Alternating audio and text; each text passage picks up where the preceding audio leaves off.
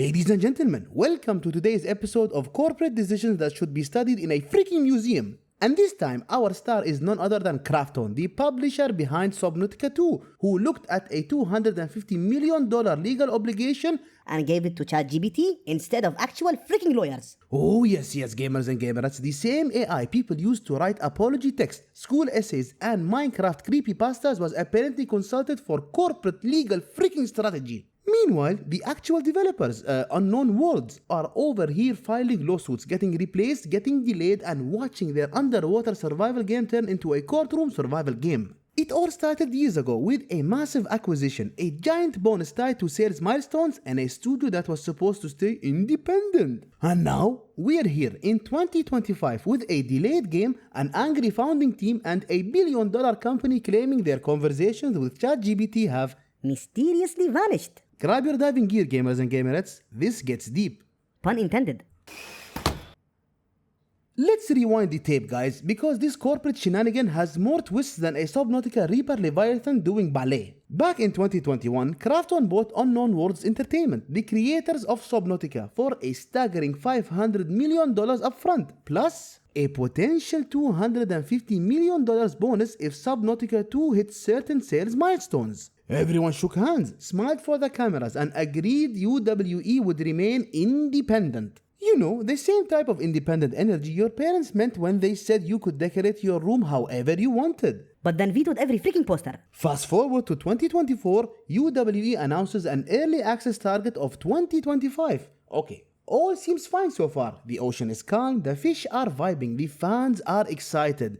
Then suddenly, June and July 2025 happen. UWE's leadership is replaced and the early access date quietly shifts to 2026. And guys, according to Bloomberg, that delay magically removes the possibility of the $250 million milestone being paid. What an incredible coincidence. Truly, nature is freaking amazing. The founders, Charles Cleveland, Max McGuire, and Ted Gill, looked at this decision, connected the dots, and went, yeah, we're definitely suing. Their lawsuit essentially says Krafton intentionally sandbagged the game to avoid paying the bonus, delaying it enough to dodge the payout. In response, Krafton fires back with, they abandoned the project, they lost interest! Which honestly is a very bold thing to say about the people who literally created the freaking franchise. Then, things escalated further when Krafton's own UWE subsidiary filed a countersuit against the founders. This is no longer a disagreement. This is a corporate custody battle where everyone is suing everyone except the freaking fish. Now we arrive at the moment that made the entire internet collectively choke on their coffee.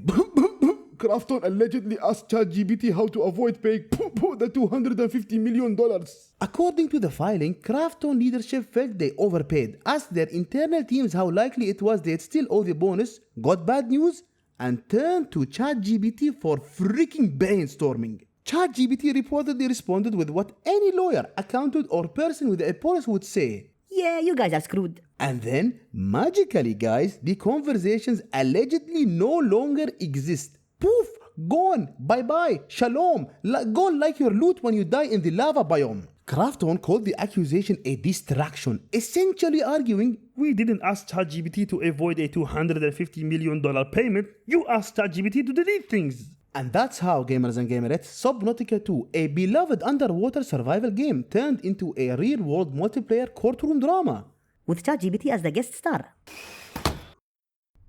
Welcome to Krafton's masterclass titled, How to Lose $250 million in Record Time. Today's course includes 6 simple beginner-friendly steps anyone can follow if they too want to detonate their business relationships, sabotage their reputation, and confuse an entire freaking fanbase. Step 1. Buy a studio for $500 million. You guys, you need to start strong. Make a bold acquisition. Spend $500 million like it's Fortnite freaking V-Bucks. Promise independence. Make everyone happy. Easy. Step 2. Attach a $250 million milestone and pray nobody hits it. Because what's better than buying a company? Buying a company and then hoping the success metrics never trigger freaking extra payments. It's like giving your kids a bonus for good grades, but secretly hoping they fail freaking math. Step 3. Replace the leadership right before the milestone window. Because guys, Nothing says smooth corporate transition like firing the founders of the studio you claimed you were going to leave alone. This is when fans started raising eyebrows, lawyers started blinking aggressively, and the timeline officially entered sitcom freaking territory. Step 4. Delay the game into a year that conveniently voids the bonus. Is the game delayed because it genuinely needed more development time? Is it delayed because the milestone disappears in 2026? We may never know. We all know. Step 5. Ignite an Uno reverse lawsuit chain reaction. Founders sue Krafton. Krafton sues founders. Subsidiaries sue founders. Founders counter sue. This isn't business any freaking more. This is Uno with +4 white cards and no friendship left on the table. And finally, step 6. Ask ChatGPT for freaking legal advice. The finale, the masterpiece. You have lawyers, you have executives, you have millions at stake. So naturally, you open ChatGPT and type, how do we avoid paying $250 million freaking dollars? according to the filings, the AI politely responded with something like, yeah dude, this is not avoidable. And Krafton allegedly responded by losing the chat logs faster than a teenager clearing their freaking browser history.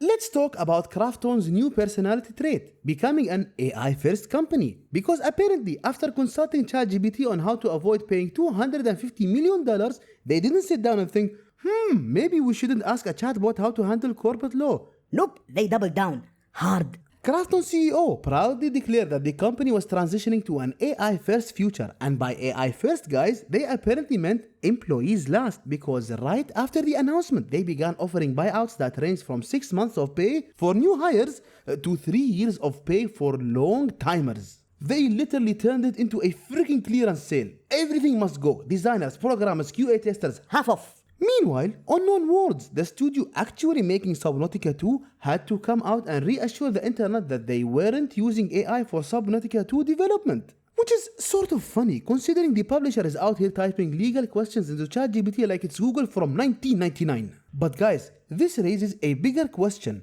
Why is a billion-dollar company using AI for literally everything except the things AI is actually meant to do? I mean, listen, AI can help with scheduling, automation, code assistance, basic research. But instead, Krafton is like, AI, tell me who to fire. AI, solve my lawsuit. AI, deliver me from this $250 million earnout.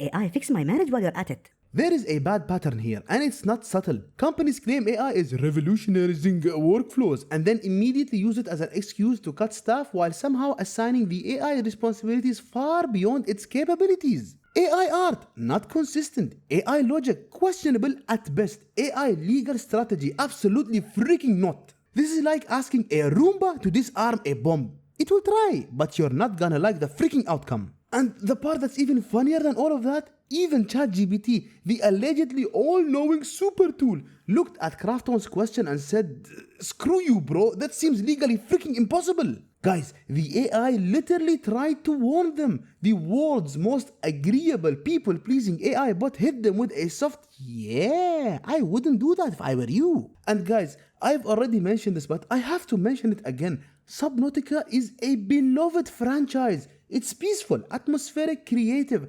It's a game about exploring the unknown. And yet, the real horror is not in the ocean. It's in the freaking boardroom decisions being made on land. Fans are out here waiting for news, for gameplay, for updates. Instead, they're getting court filings, corporate restructuring, AI confusion, and executives asking a chatbot how to slip out of freaking contracts. So yes, AI can generate a fish drawing, AI can autocomplete your sentences, AI can even help you craft polite apology emails. But one thing it cannot do, and I repeat, cannot do, is magic away a $250 million low freaking legal obligation. Which makes Krafton's attempted workaround both tragic and absolutely hysterical.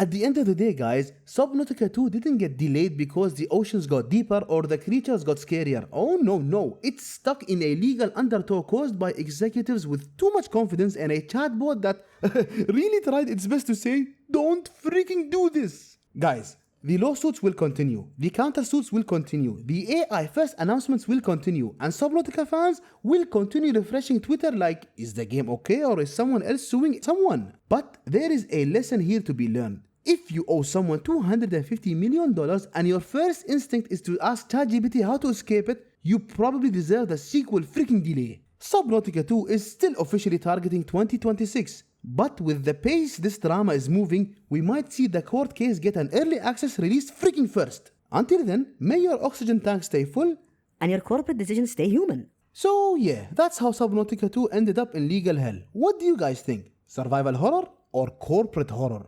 Drop your thoughts down below. Before I unleash my AI-generated Kraken on you. And guys, thank you once again for watching the video. If you enjoyed it, please consider leaving a like and subscribing for more content in the future. Take care and I'll see you in the next one.